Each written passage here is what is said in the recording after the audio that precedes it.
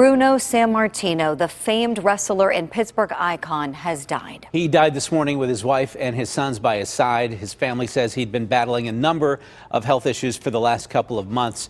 Rick Dayton has a look at his life. Wrestling champion Bruno Sammartino appeared at Madison Square Garden 211 times.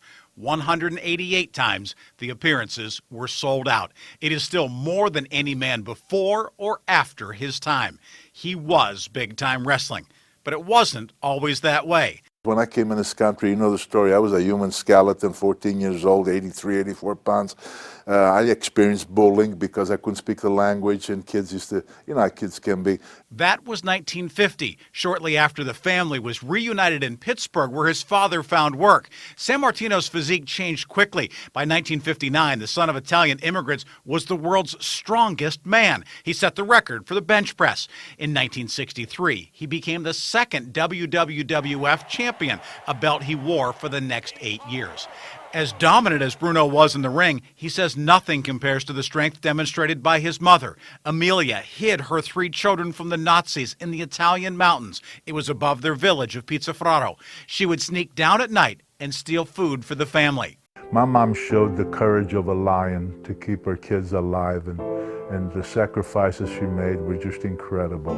I don't know if I would have been man enough to have done what she did. He was outspoken against steroid use by athletes, but it changed in 2013 when the WWE made significant changes to its drug policy.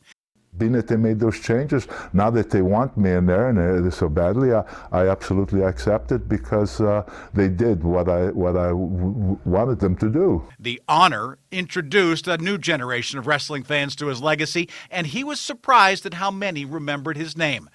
I thought, fine, you know, I'm very grateful, I'm very thankful, walk away, and I thought, you know, a couple of years, who would even remember who you are? Before his life in the worldwide limelight, he grew up in the same South Oakland neighborhood as NFL quarterback Dan Marino and Andy Warhol. An Hall of Famer football player. I made a bit of a mark worldwide with my 25-year career in wrestling, and Warhol, of course, we know all about him. Just like everyone knows Bruno. Rick Dayton, KDKA-TV News. The death of Bruno Sammartino hits home for many, including Pittsburgh Mayor Bill Peduto. Bruno Sammartino was more than a legend in wrestling. To so many of us growing up, I mean, my memories of watching him wrestle every Saturday with my grandfather down in the basement of our house and getting the opportunity to know him was one of the greatest joys that I've had in life. More condolences from Allegheny County Executive Rich Fitzgerald. He said, quote, "This is a great loss for those of us who are of a certain age, who remember his accomplishments and achievements in the ring. Bruno always made us proud that he was from Pittsburgh."